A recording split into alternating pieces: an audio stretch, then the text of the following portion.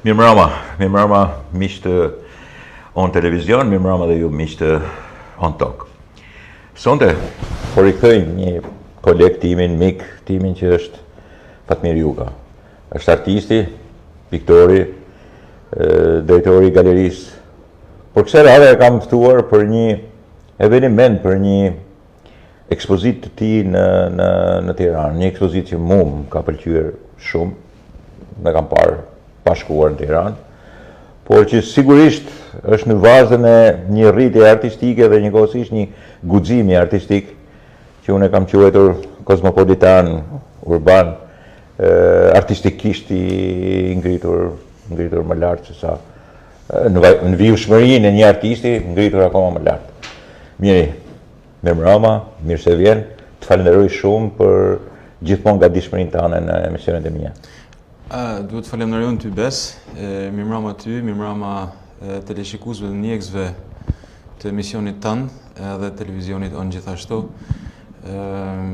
Është shumë e vërtetë që njerëzit bajnë diçka, po nëse nuk gjejnë dritarin për ku me i fol gjanat, të cilat i ndjejnë si detyrim mi thonë, pak mbetet pastaj. Prandaj falënderimi ndaj teje është i shumë fisht, sepse mbetet gjithmonë një hapësirë për gjithë intelektualët e Shkodrës edhe më gjallë për me vënë duke atë që e shohin ndoshta jo si gjithmonë jo si rritje personale ose si investim personal, po pse jo, edhe për publikën në përgjithësi.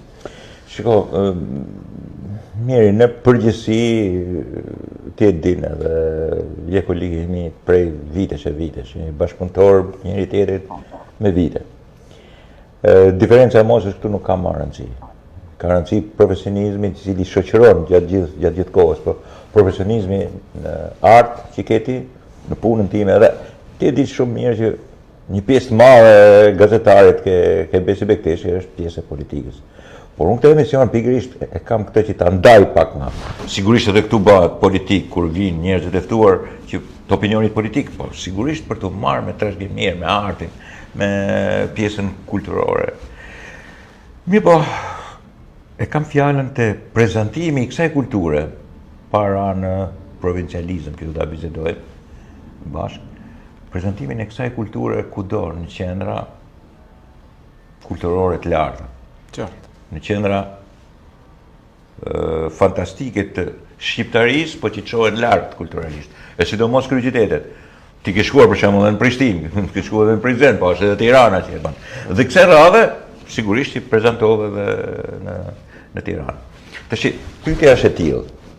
Unë për këtë e kam emision.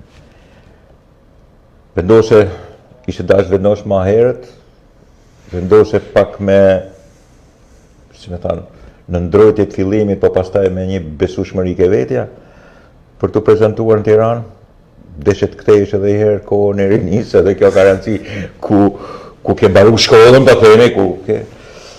Fakt, çfarë deshet të baje? Po janë gjitha që ju përmend janë një, por ndoshta nga këto treja që ju citut, kam përshtypjen që ja lash një momentit kur unë duhet ta ndjeja veten disi të përgatitur, po edhe mendimi edhe fjala duhet ishte për një kohë gjatë e shoshitur dhe e pjekur mirë, pasi për një kohë gjatë unë kam pa prurjen artistike, kam pas fatin me pa prurjen artistike në vendin ku punoj, po ashtu dhe me ndjekje e saj, edhe kam dash që zani jem, në qoftë se do ta kisha mundësinë, siç edhe ndodhi, për falënderes të Zotit, pse jo, me ndodhi ekspozita jeme, të ishte një diçka që të zgjonte interes, sepse unë nuk kam dëshirë me bë pikturë për me bë pikturë, unë kam dëshirë me ju përgjigj një pyetje se pse bëhet. E kam me shumë droje dhe me shumë rëndësi arsyen pse bëhet një lloj arti, për çfarë na duhet. Të më thanë, jo se tentoj me dhanë një zgjidhje, po tentoj gjithmonë me shtru një pyetje. Dhe pyetjet janë mekanizmat që pastaj i lëvizin gjanat. Në këtë lloj prizmit kisha kohë që rekesha, po them kështu, me shumë kënaqësi.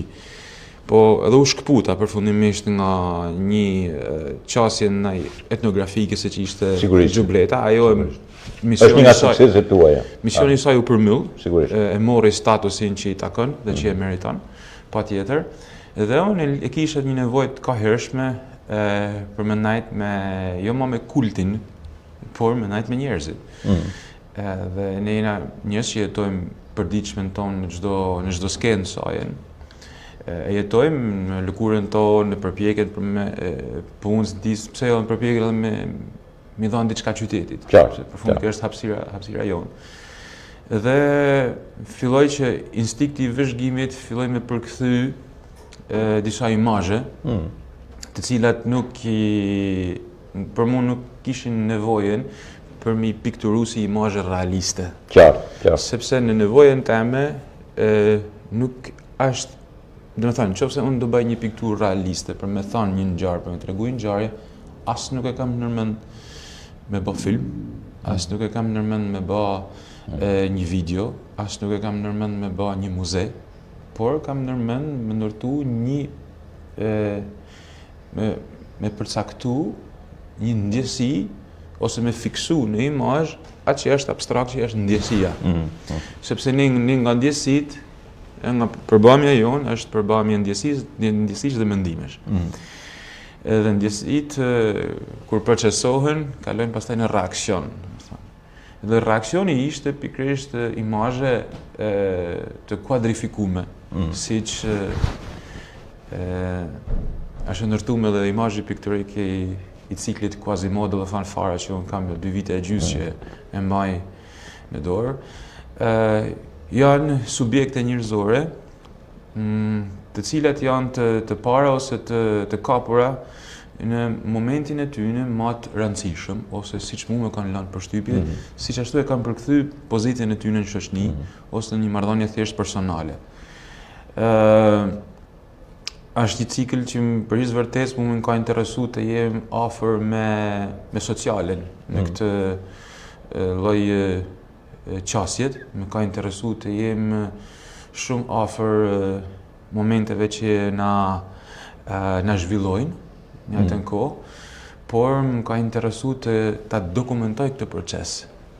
Më thënë të kem edhe unë një përgjegjësi qytetare, po edhe pse jo artistike, që këtë proces zhvillimi që po kalon shoqënia jonë, po edhe Europa, në përgjithësi, bota, duhet të jetë i fragmentuar dikun, duhet të jetë i përkthyem dikun. Dhe në këtë lloj prizmit, kjo lloj galerie, sepse galeritë priren të jenë në një marrëdhënie më emocionale se sa muzet, në një lloj dimensioni, kjo më interesonte. Po më mirë thënë, kjo më ka shqetësu dhe është kthy pastaj në një nevojë estetike për ta thënë me një gjuhë disi direkte në ngjyra, disi shumë të përcaktuar në linjë vizatimi dhe të fortë në përballje nga ana vizuale. Miri, ju thatë që ke çuar pyetje, ke ngritur pyetje. Po. Quasimodo, Fan Fara. Mirë, a ke dhënë përgjigje? A je munduar të japësh përgjigje? Pyetja është shumë e bukur. Unë them që një përgjigje është një përgjigje. Dhe është e jemja. Dikush tjetër mund të ketë një përgjigje tjetër pasi i shikon. Unë mendoj që ato figura që kanë dalë të skuadrume, të kuadrifikume, janë subjektet të ndërtuara nga forca madhore. Cilat janë forcat madhore? Volumi i shoqënisë në përgjithësi. Ngjarje madhore që lajnë shenjë tek njeriu. Po themi janë proceset e të përditshme, përballja me të përditshme kryesisht. Janë programe edhe të orientume që synojnë ta që subjekti njëri ta fusi në një kanal të caktuar. Domethënë, imagjino që ne për shembull jemi në diktatin e teknologjisë në këtë lloj momenti dhe mojmë gjithkohë një objekt kuadratik në dorë. Dhe gati nga herë njerëzit me duken si të tillë. Pra një shpesh nol një lloj evolucioni, një lloj transformimi dhe i qasjes fizike kur e shikon. Pra,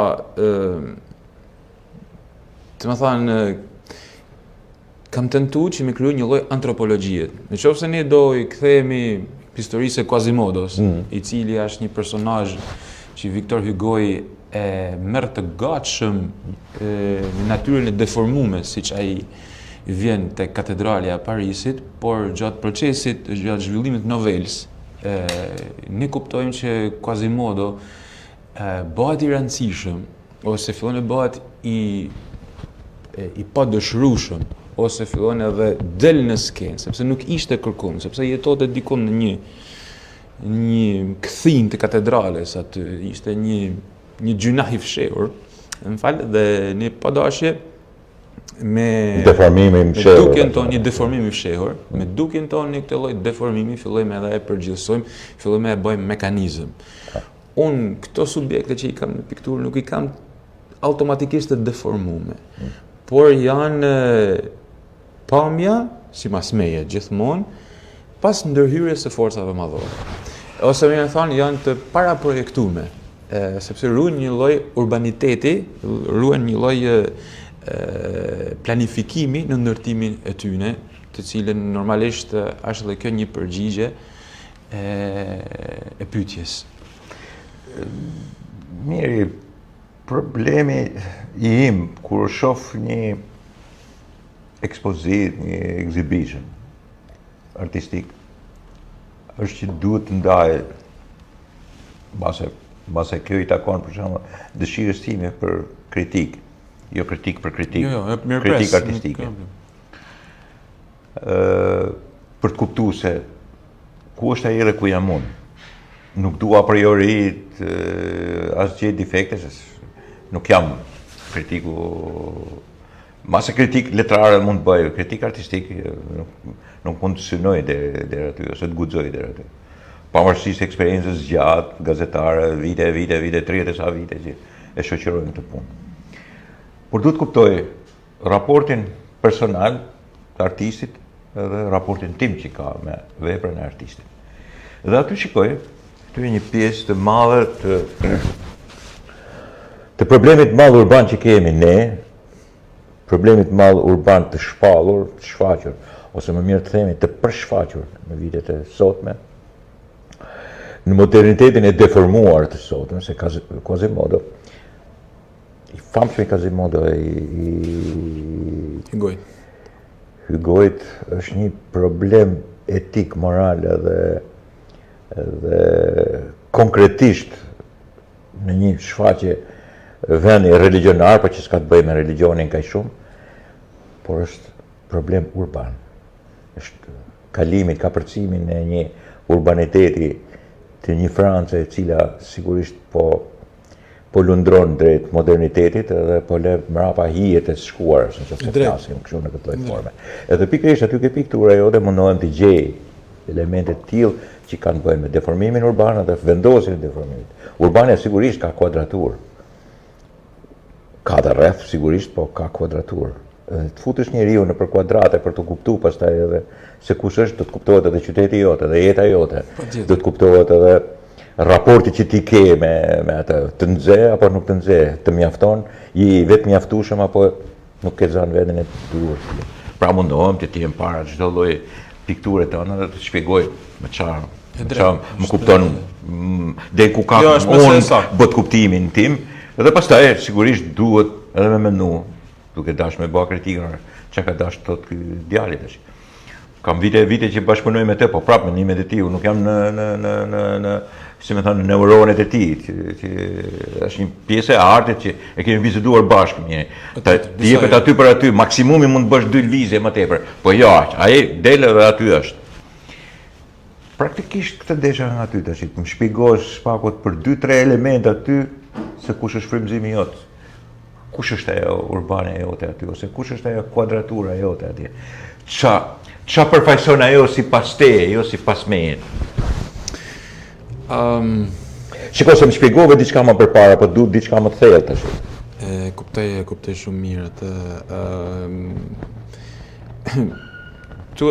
Domosdoshmërisht kuptohet që ai që nxjerr veprën, në fëmi që pretendon më marrë me art dhe ja përcjell veprën e tij publikut, ka edhe domosdoshmërinë ta shpjegoj deri në fund, sepse normalisht tjetrit i ke marrë vëmendjen dhe i ke marrë është një kontratë pa shkruame, që është vëmendja ndaj teje ose ndaj veprës që ti paraqet, ka një çmim.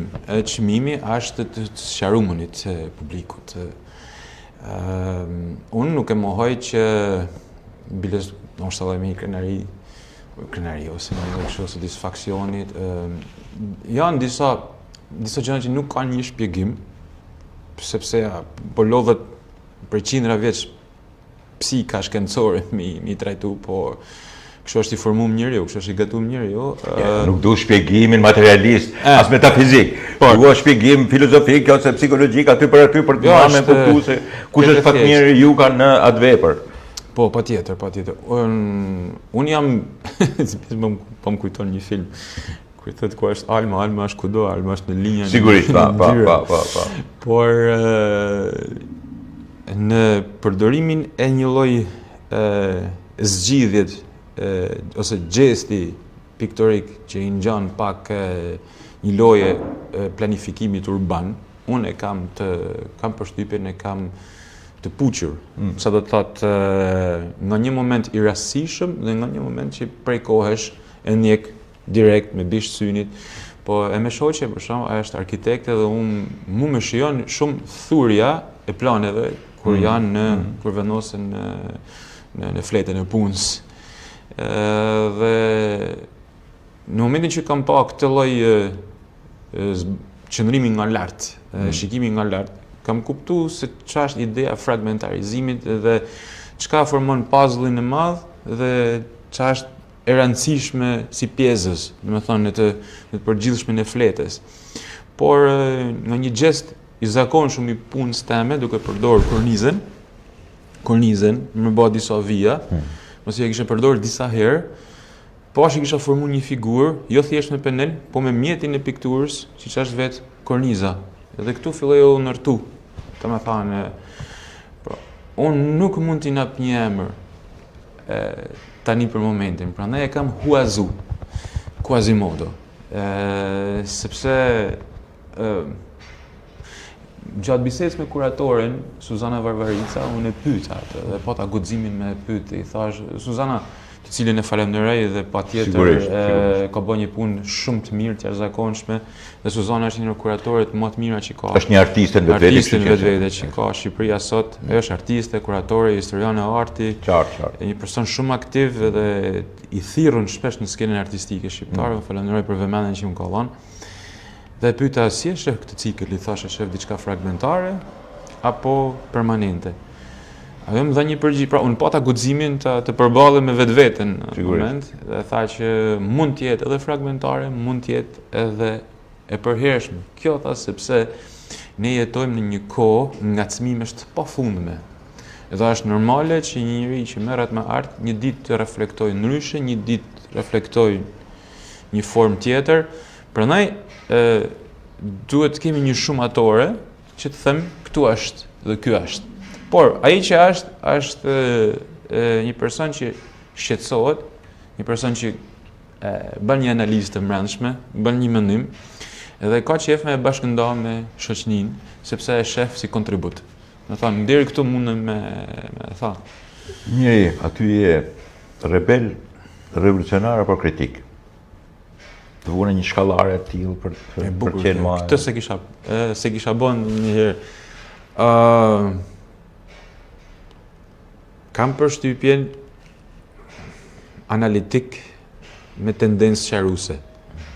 Këtë por pa dasht me dhënë receta të zgjidhshme, sepse ka dakordsi, ka mos dakordsi, patjetër, ka tentativë me udhëzu, ndoshta me tregu se kështu është, ose kështu mund të përjetohet, ose kështu po ndodh. Domethënë, për shembull kishim kohë që nga kultura europiane në përgjithësi, nga bota e Europës nuk na vite më njësitë e letrave të ushtarëve. Ne kishim humbë këtë. Kishim 80 vite që e kishim humbë. Një nga pikturat unë e kam titulluar me letra ushtari. Pra, ne kemi avash kemi rënë një lloj romantizmi të rrezikshëm. Ose një romantizëm që lind nga disa rreziqe. Përkthyme më mirë. Dhe duhet të jemi të vetëdijshëm për këtë lloj pjese. Ose jemi të përgatitur dhe na dalin shumë shpejt sinjalet. Ose një pikturë tjetër që quhet që thon një mik i jemi i cili përpiqet më gëzoj mua. Ja, një mik i jemi nga një vend ku bombardohet, po përpiqet më gëzoj mua. Dhe është piktura kryesore që unë kam bërë me atë personazhin me kuror me 2 maja në kokë.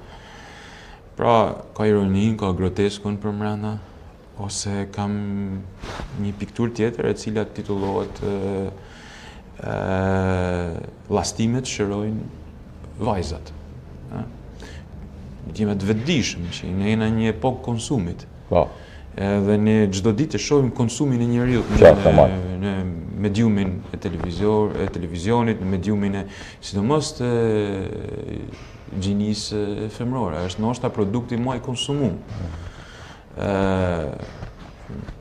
Dhe ne duhet jena të qartë ky lloj konsumi ku na çon, sepse ne bashkëndajmë jetën me këtë, siç ndodh edhe me meshkujt, patjetër. Normal.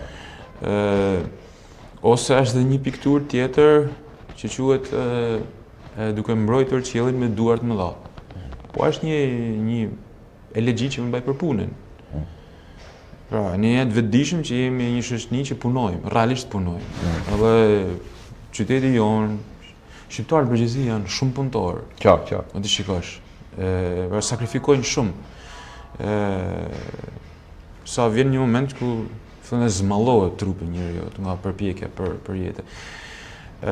Jo domosdoshmërisht kjo mund shihet si ankesë, mund merret edhe si dekorat, nuk normal, patjetër. Nuk është ndonjë gjë, pra është i lirë interpretimi në këtë mes. Kritika aty, ulërsuan kush erdhen, patë vizita. Po, ka pas vizita. Falenderoj ty për vizitën. Kam pas vizita nga miq, kolegë, qytetarë shkodran që janë me banim Tiranë, patjetër. Sot mediumet kanë zvoglu shumë informacionin, është shumë e lehtë mu taku me njerëzit ose me gjetë një moment mu. Po ajo që unë jo i druesh, apo e kisha kështu me një lloj droje. Thanë ishte kur kam qenë student në akademi, profesor Gazmend Leka thotë gjithmonë që do të vinë një kohë, thotë që punët e juaja do të jenë paralel me punën tona në një mur. Në dukesh abstrakte. Po që të ndodhin që unë takoj pedagogët e mi në ekspozitën time, kjo pastaj më ka bo me kuptu që ajo shprehje nuk ishte me na dhënë me lajkatu sedrën, se nuk funksionon nëse sedrat lajkatohet, por ishte një e vërtet, në cilën ti pritet. Edhe ta dish me e përdor me mend. Edhe vizitën e tyne unë kam pa prapë si vazhdimësi e asaj kërkesës së llogarisë, e cila të mban prapë në një lloj kontrolli, nëse mund ta them, të ndjek si një lloj kështu këshilluesi që të jesh i kujdesshëm punën që bën, të kesh një mendim konkret, të jesh solid. Pra, miq plot kritika.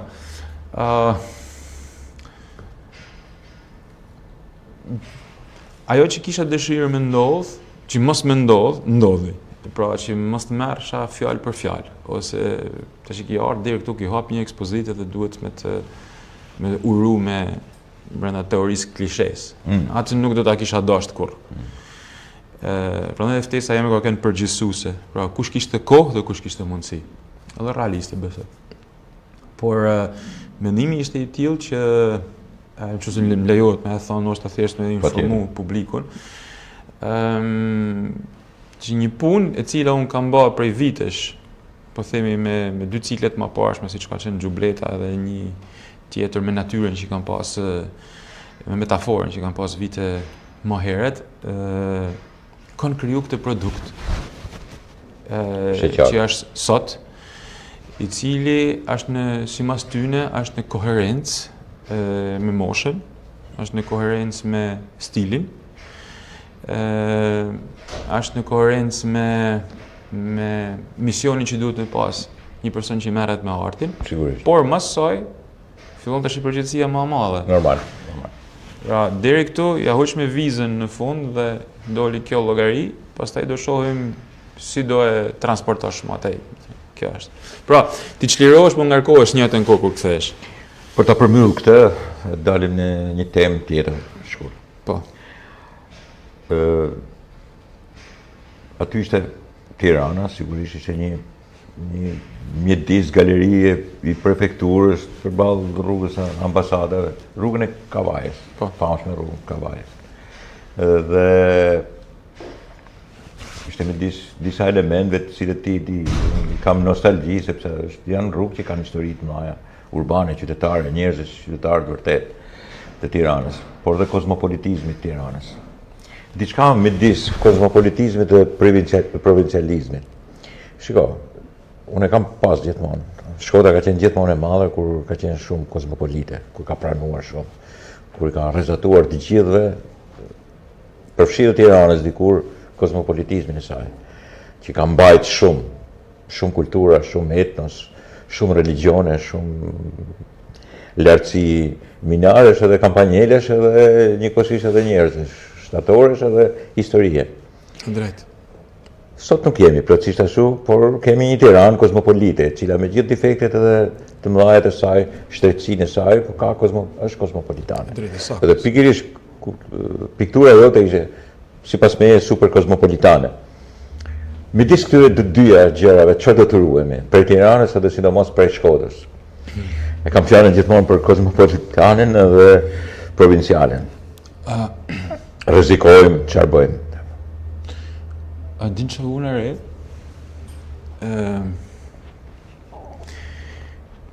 kur ato 2 ditë që më takoj me qëndru, pata punë me intensive me stafin, sepse realisht duhet i përshëndes veçanti Ormira Lulanin, Edith Pulën, drejtoreshën e galerisë, Ormirën si specialiste e fushës që praktikisht është një shkodrane ve Tiranës. Porse aty du me dalë të ajo, stafin përgjithësi që ishte shumë i gatshëm. Po, janë shumë mirë, shumë mirë pritën.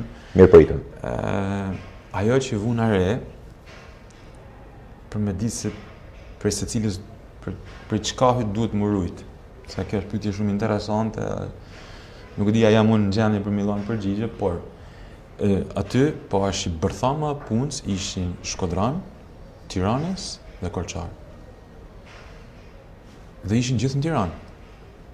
Tashti, këtu mbyllet diskutime s'ka nevojë sepse 3 element për nga origjinat i ndjekin dhe kuptohet pse funksionon në atë rrugë. Aja që duhet të ruajmë ne është pikërisht që mos t'i çojmë tani në Tiranë. Domethënë, nëse do na vazhdu me ekzistu, me majt vulen e mirë në shpinë, për cilën na njohin në Tiranë ku shkojmë. Sepse Tirana është e madhe, pa Tiranën s'ka zba. Tirana është zemreku i Shqipënisë. Ekonomikisht, financiarisht, politikisht, kulturalisht, artistikisht, në gjitha gjana. Përballesh me Tiranën. Është kozmopolit. Kalon në monolog personal dhe fillonesh shef fantazma me gjiganta. Atëre fillon vetë provincializohet. Fillon të mbaron lagja deri aty ku shef me sy. Domethënë edhe kjo është problem. Nuk funksionon më të hapësh xherën tënde, shef lagjen tënde ato pash botën. Pash botën. Domethënë këtu kemi kry punë. Qartë. Dhe në këtë lloj prizmit, pra, uroj që qofse ne jemi në këtë pikë t'i marrin Tirana. Në qoftë se ne do të arrijmë ta ruajmë atë logim historik, atë qasje, ose mas të krijojmë kushtet me shkatërru. Se më e rëndësishme se paqja kulturore, në kuptimin nuk ka, sepse ka të bëjë me krijimtarinë. Qartë. Pra, nëse ne të cënojmë pikërisht këtë lloj paqen krijuese, atëherë do vjen keq edhe me e thënë se duket si po ja jep recetë ndokuj, por është gjë që shifet për ditë. Normal. Apo ja, sepse sulmohet kjo. Ka nga të gjitha drejtimet, nga element që duhet të kenë një emër se s'bën, po është thjesht etja për di se qa, për mbi hipje të ankohen. Dhe në këtë lloj prizmit, vetëm kështu mund ta shoh. Normal. Kuptoj shumë mirë. Miri, muralet vazhduan për ju, për treshen fantastike, 3 fantastike. Bili një ditë ju ishte bashku edhe kryetari i bashkisë, Po. Zoti Beçi, u bati gati 4 fantastike. Në moralen e... Vazhdojmë brenda Hygojit. E vllaznisë, vazhdojmë ke Hygoj dhe si do narrativat moderne të sublimitetit, si më thënë hyjnor, se gati 4 fantastikat janë kështu, që i fluturojnë larg. Duke i ndar shakat me shakat e mira veçma, sigurisht keni po një nga moralet tjera zakonshme, që përfaqëson një nga idealet tona, që janë vllaznia. Si të fitoj, si të humbi me të vllaznia, po kjo më duk ma e lodhshme pak, më duk ma... nuk ishte vetëm madhësia, dhe artin të... Por si pas me jeni botash i profesionistët e kësaj, a mund të më thuash diçka? Ky ishte arti tjetër që kishte nevojë Shkodra? Sepse është një Shkodër ndryshe tani. Ndoshta... Kemi edhe një Shkodër moralesh. Po. Bën vaki... Jeni pionierët edhe sigurisht, unë do t'ju... Jo, kam lavdëruar gjithmonë edhe kam bërë emisione plot. Po për ty si është? Vjen mirë që biseda po rrjedh një lloj shtrati logjik, ndodhish edhe ngjarjesh, por ka një është organike. Mirë edhe në biseda me njerëzit. Prania e kryetarit, zotit Beci, ato ditë e punës, si që kam kuptuar, dhe me thonë, pa tjetër për te kuptueshmërisë normale, vuna re që kryetari në rol të parë shprehu anën e tij njerëzore dhe shkrirjen e natyrshme që ka që në Shkodër konsiderohet pulsi i qytetit, e cila vllaznia është si për atë që merr pjesë në sport, si për atë që merr pjesë në sport, është ka si atë që është djata, si atë që është majta, si atë që është i pasur, si atë që është i varfër, si atë që është larg, që është afër, e njëjta gjë. Domethënë është një përbashkuese, është përbashkuese, dhe kur ti shef që ka një lloj shkrirje të tillë, domethënë një lloj përkupimi për situatën, ajo të jep shumë krah, edhe duhet të kuptu vetëm si e tillë, sepse plus edhe një mbështetje për njerëzit që mundohen me bë art. Domethënë që është dy gjëra shumë të rëndësishme. Kam përshtypjen se në këtë kohë sot kemi punu ne, nesër mund punojnë dikush tjetër. Po kjo punë është nisur. Po kjo punë është nisur dhe kam përshtypjen kemi hap një precedent të mirë. Sigurisht, patjetër. Sepse në Shkodër kemi pas zakon deri shumë vonë mendoj, se tash na ka rrok një lloj shfrytëzimi globaliste që veshjen ta konsiderojmë një element komunikimi që në distancë. Pra ne po ti hysh pak etnografisht, Shkodra numëron si rajon 60 lloje kostume. 30 për meshkujt, 30 për... I kemi pas ndam me Simon Rotën në muzeun fantastike. Dhe njeriu aso kohë që nga larg kuptohej kush ishte, statusi shoqëror, edhe gatishmëria, edhe predispozita me hyrë në bisedë. Tash ne po japim mendimin jam, një sinjal në distancë më të largët. Pra, ti sa po vjen edhe futesh në qytet, fillon të përballesh Do përballesh. me këtë lloj një seri. Sepse ajo është porta hyrëse Normal. e qytetit. Dhe uroj që të ketë një shpërndamje në të ardhmen, më thënë që të rroket, si më thënë. I gjithë qytetit. I gjithë qytetit. Gjithë lagjet e qytetit. Patjetër.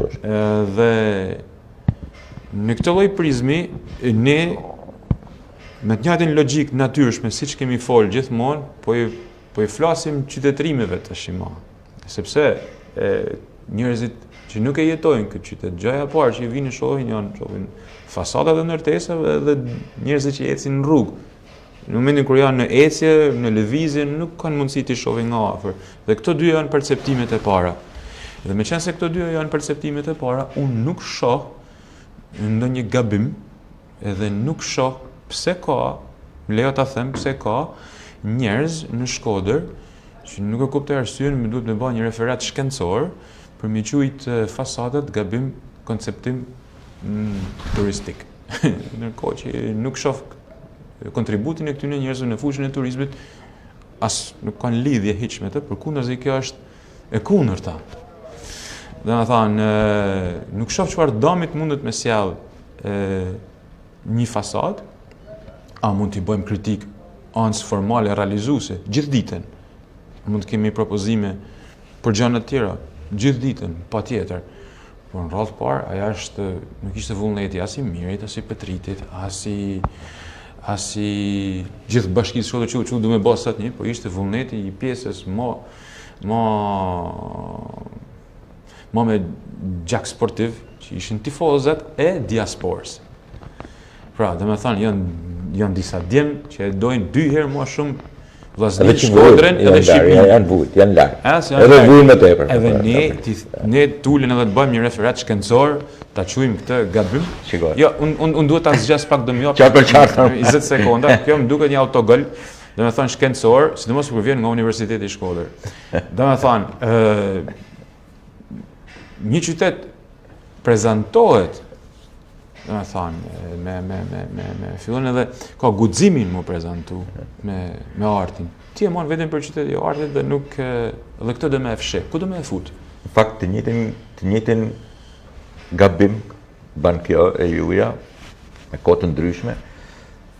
Si ai gabim që i kanë bërë për shembull në Athinë. Bile e kanë bërë edhe në Egypt. A di që e kanë bërë edhe në Venecia. Këtë gabim kanë bërë edhe në Firenze. Këtë gabim e kanë bërë edhe në Rom. Këtë gabim e kanë bërë, kam përshtypje edhe në Barcelonë. Këtë gabim pjesërisht më vonë, po e kanë bërë edhe në Londër. Kanë bërë gabime bota të tilla sa të dush, po pranaj është bota e tillë, se bën këto gabime. Se i jep këtë impronta, kupton? Edhe këto vende që po përsërisun tash janë vende që sigurisht janë kulmi i turizmit. E ka bërë këtë gabim edhe qyteti i ndaluar në Pekin. S'kanë lënë gabim pa bë, dhe pranaj edhe kanë shku gjithë njerëzit për ta bërë. Në vi logjike historike, artistike, ne mesim shumë, ne jemi komplet në rregull, do kisha pretenduar sepse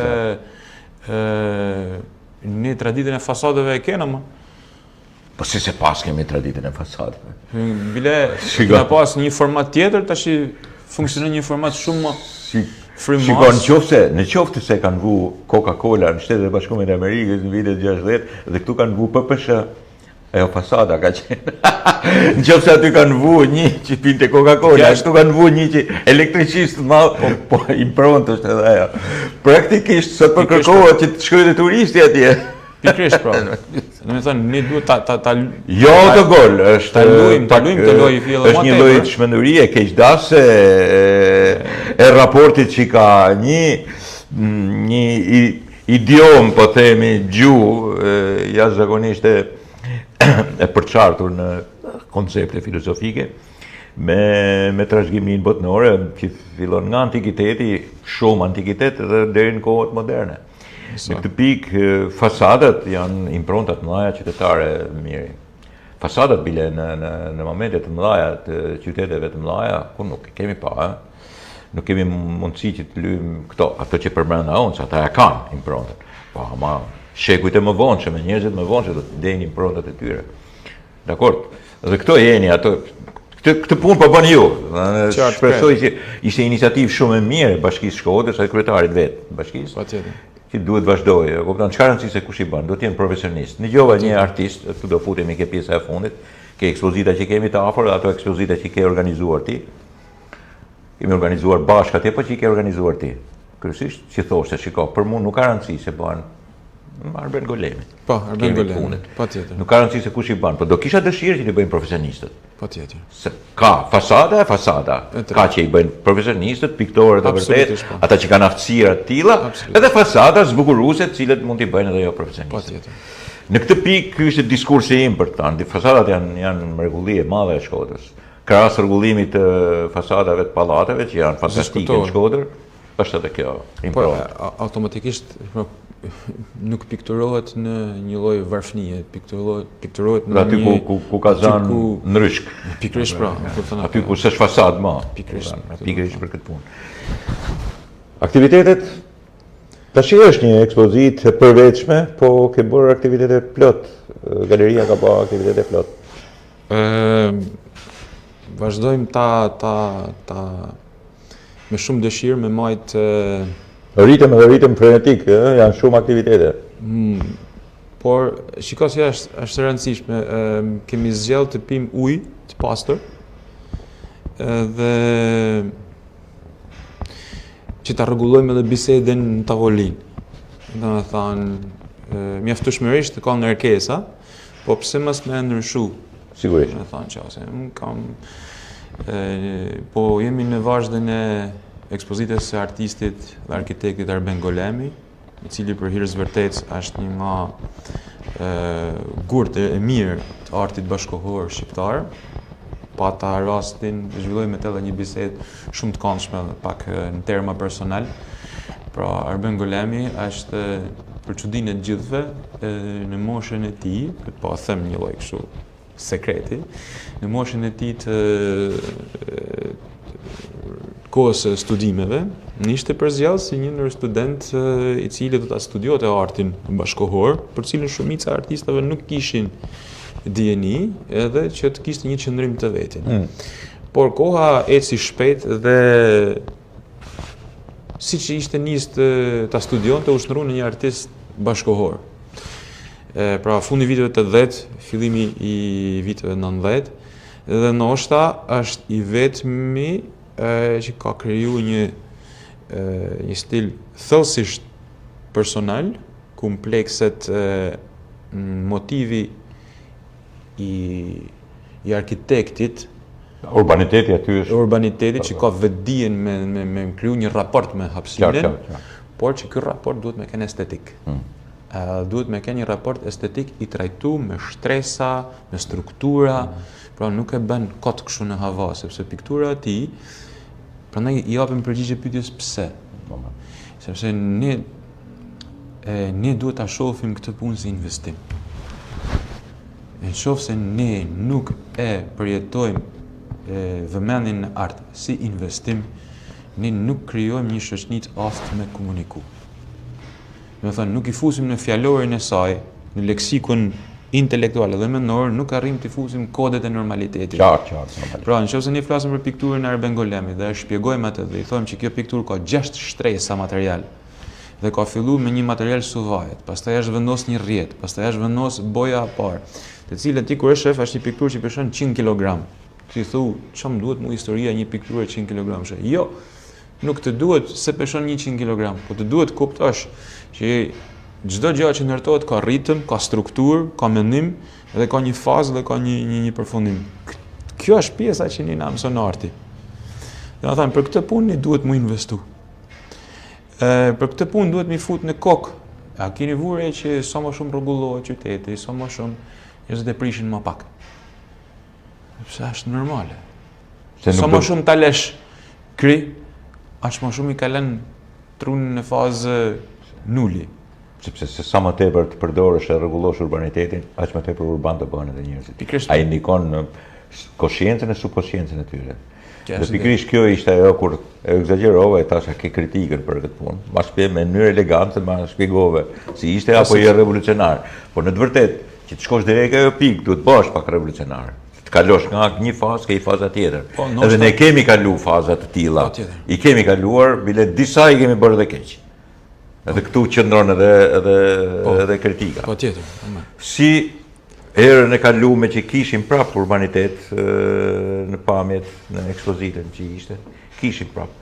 Pra po luhet arti që mban në koshiencë, po mban edhe në fokus urbanitetin. Shiko mirë, ajo që mund ta përmbyllim bisedën bashkë, ti pastaj ke drejtën tënde ta mbyllësh, është se e kemi gërvishur pak, kemi nxjerrë gjak pak civilizimit. I kemi bërë ca gabime, jo ca, po shumë. E drejtë. Dhe jo vetëm ne, po dhe bota, por ne pak ne intereson të shima bota, sepse sigurisht ajo është shumë e madhe dhe ne jemi shumë vegjël. Po na intereson kjo e jona. Duhet jemi më civile dhe civil që respektojmë dhe civilizimin tonë për një kohësisht ata që ndryshojmë.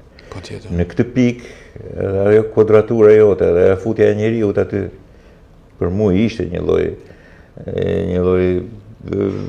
kënaqësie, si më thon, e asaj të pakëndshmes që ndim sot, por që duhet me e bërë, se s'ban duhet më rrim me e bërë të këndshme. Unë prandaj të falenderoj për atë lloj guximi urban që ke. Disa e rëndësishme atë është kesh guxim urban. Ne kemi gabuar mirë, dhe këtë po e bëj bisedë me ty, shpeshherë atë të kafes po e bëj këtu tash. Se ne kemi kujtuar se do formojmë civilizimin, qytetërimin pa bërë urbanitetin. Nuk ndodh. Vështirë. Shumë e vështirë. Duhet të kthejmë mendjen ke urbaniteti. Po nuk u rregullum urban, masa ne do të vendosim arkitekturë. Po të bëjmë rrugët e drejta. Do të ndajmë izolatet. Do të krijojmë konceptin e bashkëjetesës së komunitetit tonë. Dhe arti këtë e bën. Pavarësisht të dallimeve që bëjnë. Dhe pastaj mbi këtë bazë do ndërtohet edhe qytetërimi. Kështu që ka bërë bota e madhe e qytetëruar. Mos e drejtë. Por në fund kështu që ka dhe Shkodra.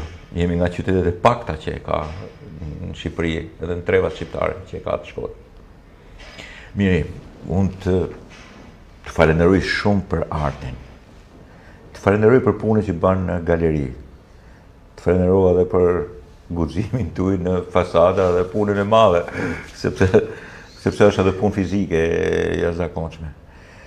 Të falenderoj për miqësinë dhe bisedat e këndshme që kemi me njëri tjetrin dhe me kolegun ton, Sidritin. Po e lash për fund me i përmend Petritin edhe Sidritin si kolegë cilët kanë përveç angazhimeve personale ruajnë gjallë hala pasionin e individëve, po edhe pse janë qytetarë të mirë. Familjeve qytetare prej cilëve vinë për me majt me dur të mëdha ai copë qiell të Shkodrës. Sigurisht, patjetër. Të falenderoj që ishe me mua sonte. Faleminderit ty për çdo gjë. Miqtë On Televizion, miqtë On Tok, ishte biseda me artistin, me piktorin, me drejtorin e galerisë dhe arteve në Shkodër, Fatmir Juka. Jep takim me ftuar tjetër në një radhë tjetër. Natën e mirë.